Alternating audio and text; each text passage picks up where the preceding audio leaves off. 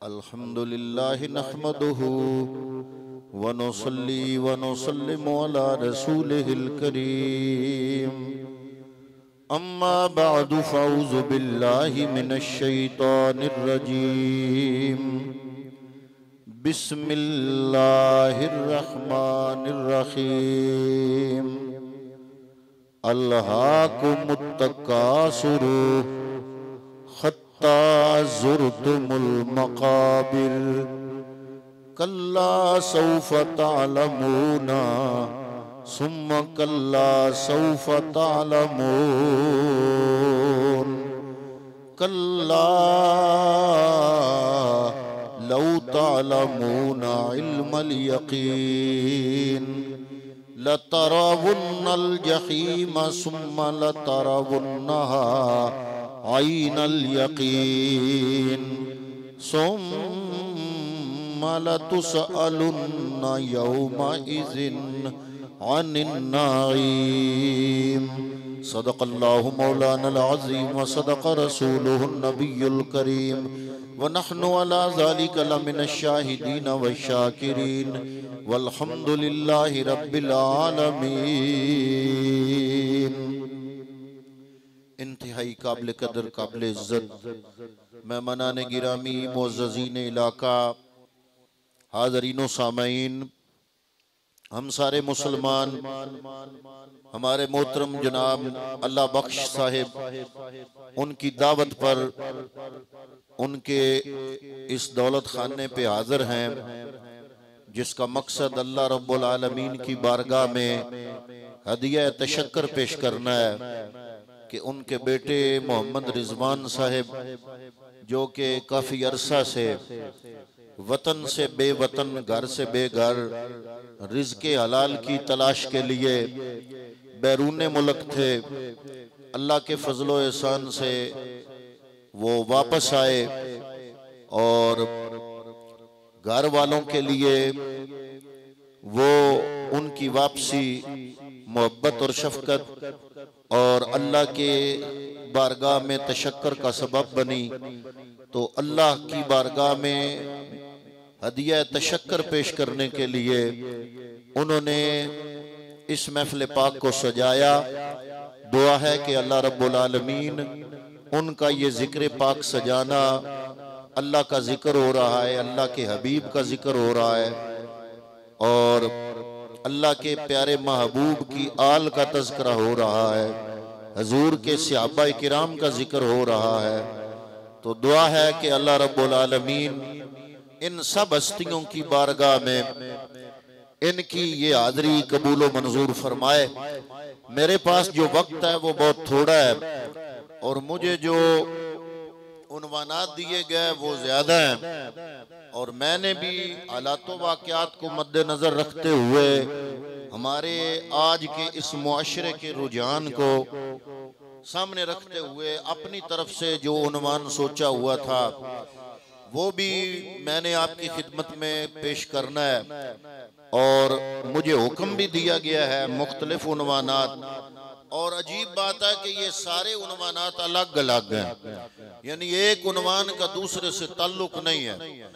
तो लेकिन हुक्म की पाबंदी भी करनी है, जो मुझे हुक्म मिला उसको भी सामने रखना है। और जो मिजाज है आजकल, जिस चीज की जरूरत है हमारे मुआशरे को, जिस बदअमली का शिकार है हमारा मुआशरा, कुरान से दूरी, दीन से दूरी, अल्लाह के नबी की जाती अक़दस से दूरी, हजूर की आल से दूरी, हजूर के सहाबा किराम से दूरी, तो ये हमारे इस मुआशरे की मुख्तलिफ बीमारियां हैं जिनका इलाज इसी सूरत हो सकता है कि मुख्तलिफ महफिल में, चाहे उनका ताल्लुक मिलाद की महफिल हो या कुल शरीफ के प्रोग्राम हो, दसवें के प्रोग्राम हो या इसाले सवाब की महफिल हो, उनमें इन चीज़ों को दूर करने के लिए उलमा तो गुफ्तगू ही कर सकते हैं, मेहनत कर सकते हैं।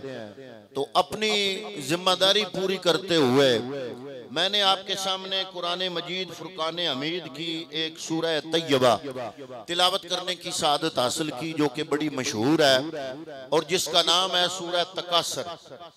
अल्लाह ने इस कुरान को हमें दिया तो इसका मकसद सिर्फ ये है कि हम इसको पढ़ें, इसको समझें।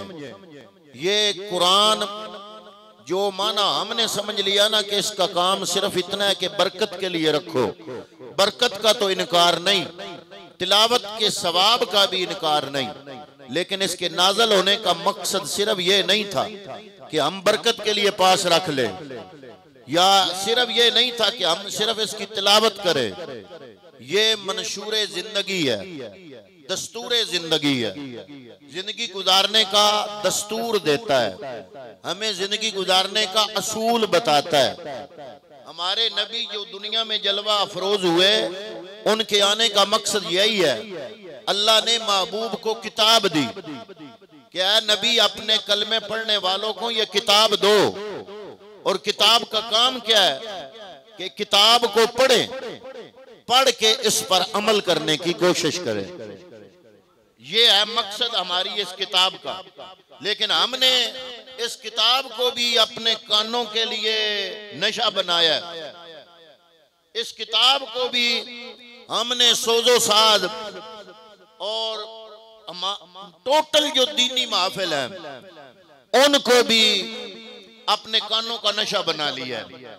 हकीकत बात है कि अल्लाह की ये पाक किताब जो मेरे नबी पर 23 सालों में नाज़िल हुई, अल्लाह की कसम उठा के कहता हूं कि मेरे रब ने अपने नबी को ये जो किताब दी सिर्फ इसलिए दी कि मेरे नबी तेरा कलमा पढ़ने वाले जूं जूं इस्लाम में दाखिल होते जाएंगे, इस किताब को पढ़ेंगे, इसको समझेंगे, इस पर अमल करने की कोशिश करेंगे।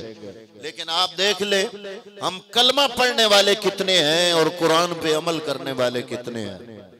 हमारे रसूल की मोहब्बत के दावेदार कितने हैं और जिन पे वाकई आले रसूल खुश है वो लोग कितने हैं। हमें तो ये भी नहीं पता कि आले रसूल खुश कैसे होती है। हम बड़े बने फिरते हैं मुहिब अहले बैत के, हमें पता ही नहीं है कि नबी की आल खुश कैसे होती है। नबी की बेटी किन लोगों पे खुश है, इमाम हसन किन लोगों पे खुश है, इमाम हुसैन किन लोगों पे खुश है, मौला कायनात किन लोगों पे खुश है, हत्ता के मोहम्मद अरबी सल्लल्लाहु अलैहि वसल्लम किन लोगों पे खुश है। हजूर नबी रहमत सल्लल्लाहु अलैहि वसल्लम से पूछा गया कि या रसूल अल्लाह सल्लल्लाहु अलैहि वसल्लम, जन्नत में आपका मकाम तो अंबिया से भी ऊपर होगा, मुख्तलिफ दर्जे होंगे, कुछ लोग होंगे नमाजी, कुछ होंगे रोजेदार, कुछ होंगे मुत्तकी परहेजगार, फिर औलिया कामिलीन, अगियास, अक्ताब, अब्दाल मुख्तलिफ दर्जों में होंगे। फिर जुनाब आगे नबियों का दर्जा होगा, आप 1.25 लाख नबियों के इमाम हैं, आप तो जन्नत में आला से आला मकाम पे फायज होंगे। या रसूल अल्लाह, यहाँ पे जब थोड़ा ही अरसा तक आपकी ज़ियारत नसीब नहीं होती, हम मुस्तरब हो जाते हैं, परेशान हो जाते हैं। या रसूल अल्लाह सल्लल्लाहु अलैहि वसल्लम, जब थोड़ी देर मुलाकात में ज्यादा हो जाए, मुलाकात ना हो तो हम यहाँ दुनिया में परेशान हो जाते हैं। पर या रसूल अल्लाह, हम परेशान तो ये सोच सोच कर हो रहे हैं कि कल कयामत के दिन जब जन्नत में सारे पहुंचेंगे, आपका मकाम तो आला से आला होगा। या रसूल अल्लाह, हमारा थोड़ा सा टाइम भी आपके बगैर जब दुनिया में गुजारना मुश्किल है, तो वो जन्नत की आखिरत की जिंदगी आपके बगैर हम कैसे गुजार सकेंगे। मेरे नबी रहमत सल्लल्लाहु अलैहि वसल्लम मुस्कुराए, आपने फरमाया है मेरे गुलामों, फिक्र करने की जरूरत नहीं है, ऐ मेरे गुलामों परेशान होने की जरूरत नहीं है। जो लोग जितने ज्यादा मुत्तकी होंगे, मैं मोहम्मद मुस्तफा के साथ होंगे। तो पता चला मेरे पैगंबर अकरम सल्लल्लाहु ताला अलैहि वसल्लम ने अपनी उम्मत को जो पैमाना अता किया है वो अमल का पैमाना है। हजरत मोहतरम इसी चीज को मद्देनजर रखते हुए मैंने आपके सामने सूरह तकासुर, बड़ी मशहूर सूरह पाक है, उसकी तिलावत करने की सादत हासिल की। अल्लाह रब्बुल आलमीन फरमाता है अल्हाकुमुत तकासुर हत्ता ज़ुरतुमुल मकाबिर, तुम्हें दौलत और दुनिया की कसरत की हवस ने हिलाकत में डाल दिया है। मेरी बात नहीं है, रब के कुरान की बात है। फरमाया तुम हिलाकत में हो, हिलाकत में। ऐ अल्लाह की पाक किताब कैसे? फरमाया अल्हाकुमुत तकासुर। मेरी बात गलत हो सकती है, किसी दुनिया के आलिम दीन की बात, किसी मुहद्दिस मुफस्सिर की बात गलत हो सकती है, रब के कुरान का मजमून गलत नहीं हो सकता, अल्लाह का फरमान गलत नहीं हो सकता। फरमाया अल्हाकुमुत तकासुर, तुम्हें दुनिया की कसरत और हवस ने हिलाकत में डाल दिया है। हत्ता ज़ुरतुमुल मकाबिर, यहां तक कि तुमने कब्रें भी देख ली। उलमाए किराम बयान करते हैं कि ये आयत, ये सूरत कैसे उतरी। फरमाते हैं उलमाए किराम के दो कबीले थे, एक कबीले का नाम था अब्द मुनाफ, एक कबीले का नाम था बनु सहम। उन दोनों कबीलों में आपस में हमेशा टाकरा रहता था, मुकाबला रहता था, एक दूसरे की दौलत के हवाले से, दुनिया के अंदर, सोसाइटी के अंदर मकाम के एतबार से, कुव्वत और ताकत के एतबार से, अफरादी कुव्वत के एतबार से बनु शाम और बनु अब्द मनाफ एक दूसरे से मुकाबले में रहते थे।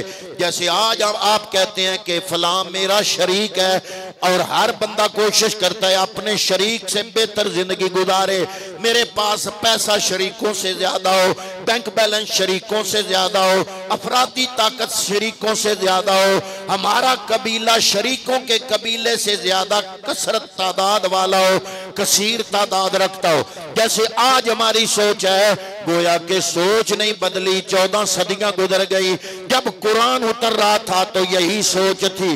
बनु शाम और बनु अब्द मनाफ एक दूसरे से मुकाबला आराई करते करते अचानक एक दिन ऐसे हुआ, उनका मुकाबला हुआ। वो कहते हैं, एक कबीला कहता है हमारे अफराद ज्यादा, दूसरा कबीला कहता है हमारे अफराद ज्यादा। उन्होंने कहा बैठो और अफराद गिनो। एक कबीले ने अपने खानदान के बंदे गिने, दूसरे कबीले ने अपने खानदान के बंदे गिने। हत्ता के क्या हुआ, जो जिंदा लोग थे जब उनकी गिनती मुकम्मल हुई तो उन्होंने कब्रिस्तान में जाके अपनी कब्रें भी गिनना शुरू कर दी।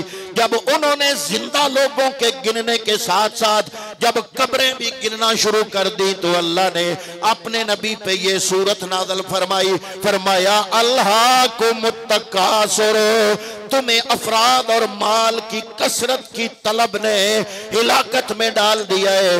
हत्ता ज़ुरतुमुल मकाबिर, यहाँ तक कि तुमने कब्रें भी देख ली, तुमने कब्रों को भी गिनना शुरू कर दिया। उलमाए मुफस्सिरीन फरमाते हैं इस सूरत के नज़ूल का सबब तो ये वाक़या था, लेकिन चूंकि मज़मून आम है, अल्लाह रब्बुल आलमीन ने पूरी उम्मत मुस्लिमा के मिजाज को इस एक सूरत में बयान कर दिया। अल्लाह ने फरमाया अल्हाकुमुत तकासुर हत्ता ज़ुरतुमुल मकाबिर कल्ला सौफा तालमूना सुम्मा कल्ला सौफा तालमून, अन करीब तुम जान लोगे। ऐ दुनिया में पढ़ के अपनी आखिरत बुलाने वाले, ऐ दुनिया की दौलत की गिनती में पढ़कर दुनिया की ज़ेब ज़ीनत में मसरूफ होके अपनी आखिरत को भुला देने वाले, अल्लाह का कुरान कह रहा है कल्ला सौफा तालमून सुम्मा कल्ला सौफा तालमून, अन करीब तुम जान लोगे, फिर अन करीब तुम जान लोगे। हजरत ज़र बिन जैश आप फरमाते हैं कि हजरत ज़र बिन खुबैब आप फरमाते हैं कि जब कुरान इब्तदा में नाज़िल हो रहा था, अभी इब्तदाए इस्लाम था, शुरू में इस्लाम के अय्याम थे, और हम आपस में बैठ के दीन के बारे में बातें करते थे। कहते हैं कि हम सारे बंदे इकट्ठे होके बातें कर रहे हैं, हमने कहा कि पता नहीं कब्र का अजाब होगा या नहीं होगा, कब्र में पता नहीं अजाब होगा या नहीं होगा, अजाब सिर्फ जहन्नम में होगा या कब्र की जिंदगी में भी होगा, अजाब कब्र से ही शुरू हो जाएगा या आखिरत में बंदा पहुंचेगा तो अजाब शुरू होगा। आपस के अंदर हम बातें कर रहे हैं, हम में मौला कायनात मौला अली भी तशरीफ फरमा है। कौन है मौला? जिनके बारे में मेरे नबी ने फरमाया अना मदीनतुल इल्म व अलीयुन बाबुहा, मैं मोहम्मद इल्म का शहर हूँ। इस शहर में आने के लिए तुम्हें दरवाजे से आना पड़ेगा और दरवाजे का नाम मौला अली है। गोया मेरा पैगंबर बता रहा है अली को छोड़ के मैं मोहम्मद के पास कोई बंदा नहीं पहुंच सकता। मौला कायनात मौला अलीउल मुर्तजा उस मजमे में है।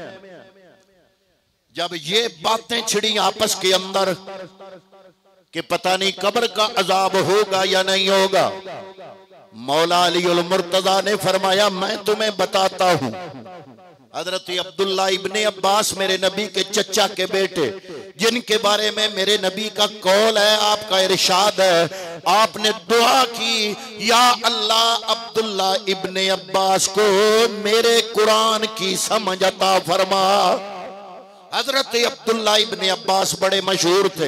हमारे इमाम आजम अबू हनीफा से किसी ने पूछा कि आपने जनाब इल्म कहाँ से लिया, तो आप फरमाते हैं मैंने दो हस्तियों से इल्म लिया। एक हस्ती वो है जिसको अब्दुल्ला बिन अब्बास कहते हैं और दूसरी हस्ती वो है जिसको मौला अली अल मुर्तजा कहते हैं।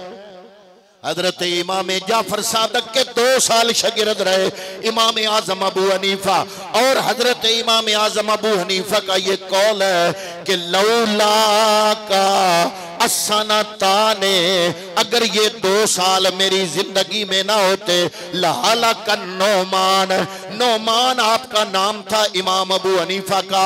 आप फरमाते हैं ये 2 साल जो मैंने इमाम जाफर सादक की शागिर्दी में गुजारे, अगर ये 2 साल ना होते तो नौमान हिलाक हो जाता। हजरत मोहतरम अब्दुल्ला इब्ने अब्बास, वो अब्दुल्ला इब्ने अब्बास वो फरमाते हैं कि हम सहाबा में से एक बंदा ऐसा था जिसको कुरान पाक के हर लफ्ज हर हरफ के माने का पता था। अब्दुल्ला इब्ने अब्बास फरमाते हैं कि एक कुरान का ज़ाहिरी माना होता है, एक बातनी माना होता है, एक कुरान का ज़ाहिरी माना, एक बातनी माना। अब्दुल्ला इब्ने अब्बास फरमाते हैं हम में एक बंदा ऐसा था जिसको कुरान के ज़ाहिरी माने का भी पता था, बातनी माने का भी पता था। पूछा गया जनाब वो कौन है? अब्दुल्ला इब्ने अब्बास ने फरमाया उसका नाम मौला अली है। मौला अली ने कसम उठा के फरमाया कुरान के अंदर कोई ऐसी आयत नहीं जिसके शान नज़ूल के बारे में मुझे पता ना हो कि वो सुबह को नाज़िल हुई है या शाम को नाज़िल हुई है, रात को नाज़िल हुई है या दिन को नाज़िल हुई है, मक्के में नाज़िल हुई है या मदीने में नाज़िल हुई है, कायनात के ताजदार के घर में नाज़िल हुई है या मस्जिद में नाज़िल हुई है। मौला अली ने कसम उठा के फरमाया कुरान की कोई ऐसी आयत नहीं जिसके शान नज़ूल का मुझे पता ना हो, और कुरान की कोई आयत ऐसी नहीं जिसके ज़ाहिरी माने और बातनी माने दोनों को मैं जानता ना हूं। मौला कायनात मौला अलीउल मुर्तजा आपने इरशाद फरमाया उस मजमे में बैठ के, ऐ लोगों कब्र के बारे में सवाल करने वालों के पता नहीं होना है या नहीं होना, अज़ाब कब्र होना है या नहीं होना, कब्र में अजाब होना है या नहीं होना। मौला अली से पूछा गया आपके नजदीक क्या है? आपने फरमाया ये जो सूरत है कल्ला सौफ तालमून सुम्मा कल्ला सौफ तालमून। मौला अली फरमाते हैं ये जो पहला कल्ला सौफ तालमून है अनकरीब तुम जान लोगे। इस पहले कल्ला सौफ तालमून में मेरे रब ने अज़ाबे कब्र की तरफ इशारा फरमाया है। आगे फरमाया सुम्मा कल्ला सौफ तालमून, दोनों कल्ला तालमून के दरमियान सुम्मा है। मौला अली फरमाते हैं सुम्मा के बाद जो कल्ला सौफ तालमून दोबारा आया, ये दोबारा अज़ाबे जहन्नम के बारे में अल्लाह रब्बुल आलमीन ने इशारा फरमाया। हज़रात मोहतरम, जब कुरान नाज़िल होता था सहाबाए किराम रिज़वानुल्लाहि ताला अलैहिम अजमईन ऐसी आयात जब सुनते थे थर थर कांपते थे। मेरे पैगंबर आखिरत के अहवाल बयान करते थे तो थर थर कांपते थे सहाबाए किराम रिज़वानुल्लाहि ताला अलैहिम अजमईन। एक बात बुनियादी तौर पर जरूर ज़हन में रख लो कि नबी की आल हो या नबी के सहाबा हो, दोनों को हम मानते सिर्फ एक निस्बत से है, सिर्फ एक निस्बत की वजह से हमारे रसूल को की अजमत के कायल है, और सिर्फ एक निस्बत की वजह से हम सहाबाए किराम रिज़वानुल्लाहि ताला अलैहिम अजमईन की अजमत के कायल है। वो निस्बत क्या है? वो निस्बत ज़ाते मुस्तफा है।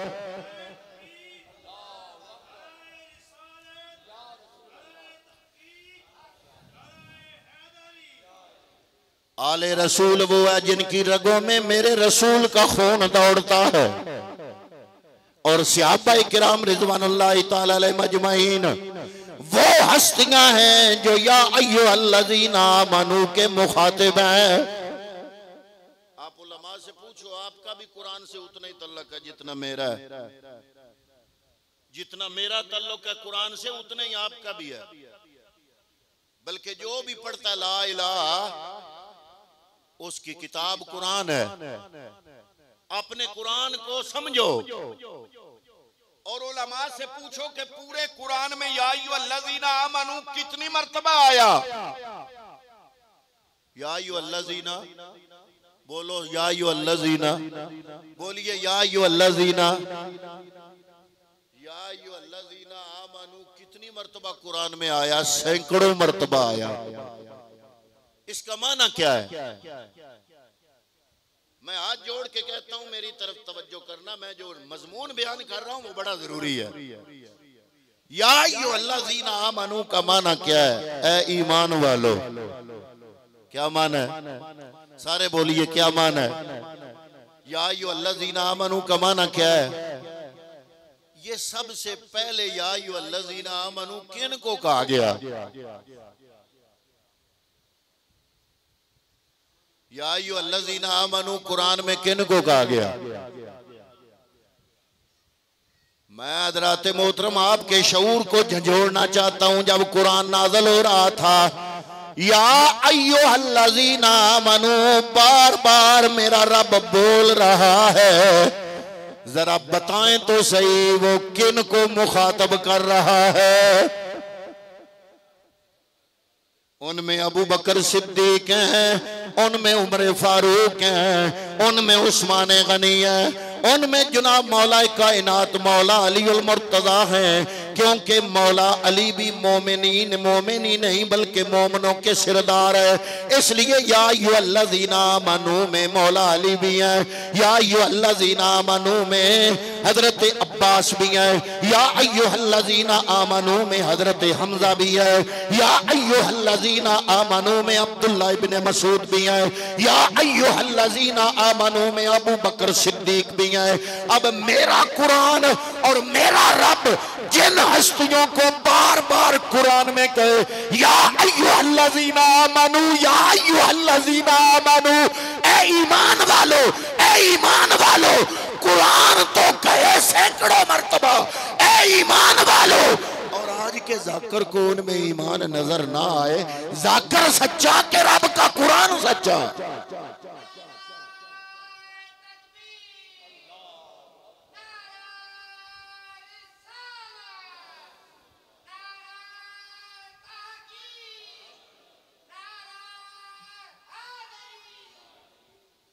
या अय्युहल्लज़ीना आमनू से मुखातब कौन? आप हैं आज के जमाने में पहले मुखातब कौन? सबसे पहले या अय्युहल्लज़ीना आमनू के मुखातब जो हस्तियां हैं उनको मैं अपने अक्ल और तारीख और मेरे पास जो झूठी सच्ची रवायतें आए मैं उस पैमाने में उन हस्तियों को परखने की कोशिश करूं तो तो बताओ मेरे अपने साथ ज्यादती है या नहीं?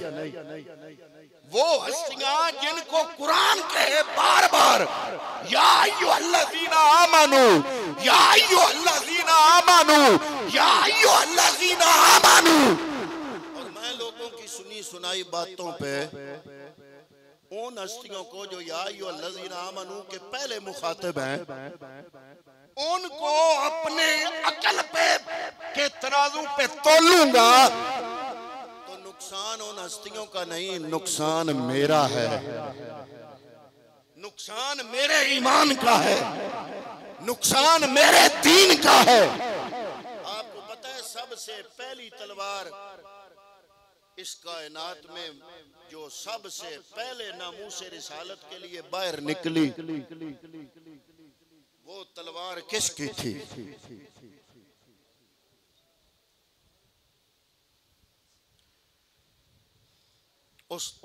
वो तलवार किसके हाथों में थी? हजरत जुबैर बिन अवाम है, नबी के सहाबी हैं जिनका आपने बहुत कम लोगों से सुना है। आप 14 साल उम्र थी जब कलमा पढ़ा। जुबैर बिन अवाम बिन खवालद। अब तो कईयों को समझना चाहिए, अब मैंने दाते का जो नाम ले लिया, जुबैर बिन अवाम बिन खवालद, और हजूर की पहली ज़ौजा मोहतरमा हजरत खदीजा बिनते खवालद। हजरत खदीजा बिनते खवालद, हजरत जुबैर बिन अवाम बिन खवालद। और आप की वालिदा का नाम था सफिया। और सफिया कौन? सफिया बिनते अब्दुल मुत्तलिब। मोहम्मद बिन अब्दुल्ला बिन अब्दुल मुत्तलिब,